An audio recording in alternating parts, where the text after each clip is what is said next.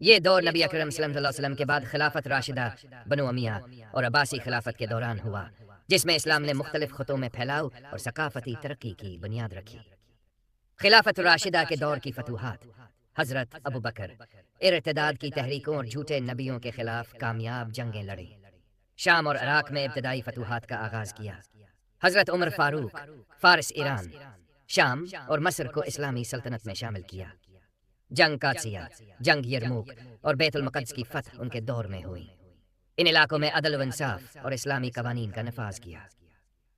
حضرت عثمان غنی اسلامی سلطنت کی وسعت جاری رکھی اور شمالی افریقہ کے کئی علاقے فتح کیے۔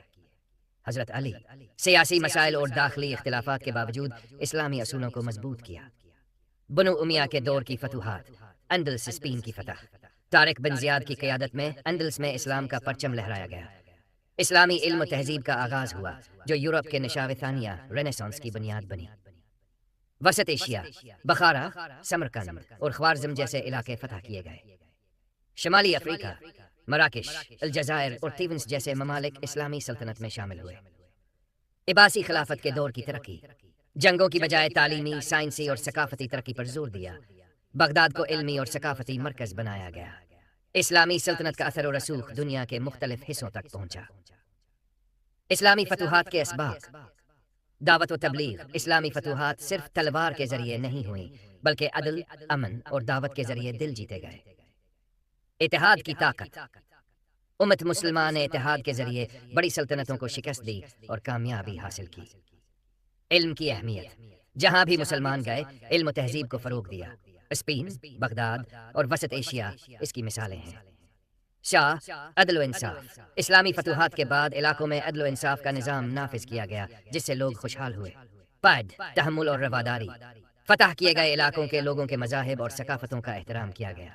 اسلامی فتوحات کا اثر: عالمی تہذیب پر اثر: یورپ، ایشیا اور افریقہ میں اسلامی تہذیب کے اثرات آج بھی موجود ہیں۔ اقتصادی ترقی: تجارتی راستے اور مراکز مسلمانوں کے قبضے میں آنے سے اقتصادی ترقی ہوئی۔ علمی ترقی: مسلمان علماء نے سائنس، فلسفہ اور طب میں گراں قدر خدمات انجام دیں۔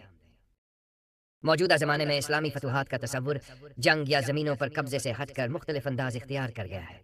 آج کے دور میں یہ فتوحات علمی، اقتصادی، سیاسی اور سماجی میدانوں میں دیکھنے کو ملتی ہیں۔ تاہم امت مسلمہ مختلف چیلنجز اور مواقع کے درمیان جدوجہد کر رہی ہے۔ موجودہ زمانے کے حالات اور چیلنجز: سیاسی چیلنجز: کئی اسلامی ممالک اندرونی خلفشار اور سیاسی عدم استحکام کا شکار ہیں، جیسے شام، یمن اور افغانستان۔ عالمی سطح پر مسلمانوں کے خلاف تعصب اور اسلاموفوبیا کا رجحان بڑھ رہا ہے۔ امت مسلمہ کی عالمی قیادت اور اتحاد کی کمی۔ معاشی حالات: کچھ اسلامی ممالک جیسے سعودی عرب، قطر اور متحدہ عرب امارات اقتصادی ترقی میں آگے ہیں، لیکن دیگر کئی ممالک غربت، بے روزگاری اور وسائل کی کمی سے دوچار ہیں۔ وسائل کی غیر مساوی تقسیم اور عالمی معاشی نظام میں مسلمانوں کی کمزور شراکت۔ تعلیمی اور علمی میدان: اسلامی دنیا میں تعلیم اور تحقیق پر کم توجہ دی جا رہی ہے، جو ترقی میں رکاوٹ بن رہی ہے۔ چند ممالک جیسے ترکی، ایران اور ملائیشیا میں تعلیمی ترقی کے اقدامات ہو رہے ہیں، لیکن مجموعی طور پر امت مسلمہ پیچھے ہے۔ سماجی چیلنجز: فرقہ واریت اور اندرونی تنازعات امت کے اتحاد کو کمزور کر رہے ہیں۔ مسلم دنیا کے کئی علاقوں میں بنیادی انسانی حقوق اور آزادیوں کی خلاف ورزیاں ہو رہی ہیں۔ موجودہ فتوحات اور مواقع: تعلیم و تحقیق: مسلم دنیا میں علمی احیاء کے لیے کئی ادارے کام کر رہے ہیں، جیسے قطر کا ایجوکیشن سٹی اور ترکی کے جدید تعلیمی مراکز۔ نوجوان مسلمان دنیا بھر میں اعلیٰ تعلیم حاصل کر کے مختلف میدانوں میں اپنا لوہا منوا رہے ہیں۔ ٹیکنالوجی اور انوویشن: اسلامی ممالک جیسے ترکی اور ایران میں ٹیکنالوجی اور دفاعی صنعت میں ترقی ہو رہی ہے۔ متحدہ عرب امارات نے خلائی تحقیق میں قدم رکھا ہے، جیسے ہوپ مشن۔ سماجی خدمات: مسلم چیریٹی ادارے اور غیر سرکاری تنظیمیں دنیا بھر میں امدادی کاموں میں شامل ہیں۔ اسلامی تعلیمات پر مبنی سماجی انصاف کے اصولوں کو فروغ دینے کی کوشش ہو رہی ہے۔ دعوت و تبلیغ: انٹرنیٹ اور سوشل میڈیا کے ذریعے اسلام کی تبلیغ کا کام بڑھ رہا ہے۔ غیر مسلم دنیا میں اسلام قبول کرنے کا رجحان بڑھ رہا ہے، خاص طور پر یورپ اور امریکہ میں۔ موجودہ زمانے کے اسباق: اتحاد کی ضرورت: امت مسلمہ کو سیاسی، سماجی اور مذہبی اتحاد کی جانب بڑھنا ہوگا۔ دی تعلیم پر سرمایہ کاری، جدید تعلیم اور تحقیق میں سرمایہ کاری کے بغیر ترقی ممکن نہیں۔ 3 اسلامی اقدار کا فروغ، دنیا کو امن، عدل اور مساوات کا پیغام دینا ضروری ہے جو اسلامی تعلیمات کی بنیاد ہے۔ جدید ٹیکنالوجی کا استعمال، مسلمان نوجوانوں کو ٹیکنالوجی، ڈیجیٹل میڈیا اور کاروبار میں آگے بڑھنے کی ضرورت ہے۔